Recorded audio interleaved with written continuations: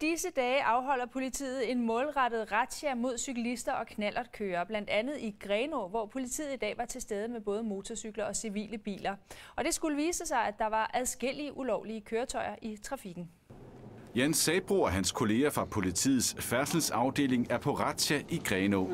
Nu triller vi rundt, og så vi har 2 motorcyklister, der triller rundt, så jeg tænker ikke, der går ret lang tid inden, at de har bid. Det er jo lige nu her eftermiddagstrafikken, at der er mange knaller. De er på udkig efter ulovlige cykler og knallerter og deres førere. I Grenaa er det knallerterne, der tager fokus. Og så sådan en by som Aarhus, det er så primært cyklister, der er et stort problem der. Der er knallerproblemet jo altså noget mindre målestok i forhold til byens størrelse, hvorimod en by som Grenaa, jamen der fylder knaller altså mere i gadebilledet. Erfaringerne har lært dem, at kontrollen virker bedst, når de bevæger sig rundt. Og med de her moderne kommunikationsmidler, når vi har i dag, hvis vi står et eller andet sted, der går ikke 10 minutter, så ved hele byen, vi står der. Så vi kører rundt i biler og motorcykler, sådan meget mobile. Og så forholdsvis hurtigt, så skifter vi til næste by. En betjent har spottet knallerten her for fuld fart i trafikken. Nu skal Jan Sabro måle, hvor hurtigt den kan køre. På rullefeltet bliver knallerten målt til kun at kunne køre 18 km i timen. Noget stemmer ikke. Der er noget galt.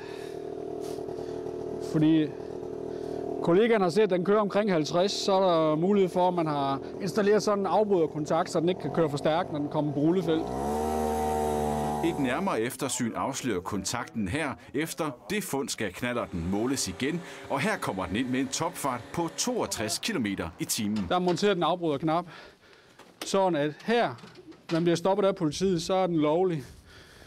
Her, så går den 62. I 2014 var cykler og knallerter involveret i 1200 ulykker med personskade. 30 cyklister og 13 knallertførere blev dræbt. En del af ulykkerne skyldes hasarderet kørsel. Og kører der så nogle børn der måske lige har lært at cykle noget ved sin mor og far, og han så kommer forbi med 60-65. Det går ikke godt, hvis de her børn de lige slænger lidt foran ham. Et andet sted i Grenaa har en motorcykelbetjent standset en knallert, der bliver målt til 49 km i timen. Men det er ikke det eneste problem. 49 km i timen, og så er en bremse, der ikke duer. Det er en rigtig skidt kombination. Ja. Har du heller ikke forsikring på den? Ja. Hvad nu, hvis du kører galt på en knallert, hvor bremsen ikke virker? Hvem skal så betale de skader, du laver? Eller endnu værre, hvis du slår nogen halvt for derven? Ja, det er mig selv. Jamen, har du et par millioner liggende på lager, hvis du kører ind i et barn eller noget?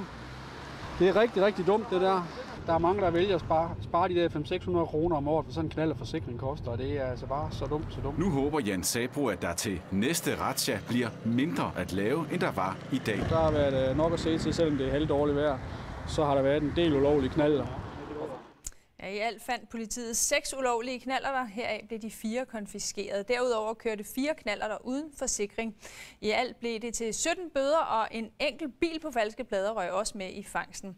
Razziaen fortsætter i Østjylland i de kommende dage.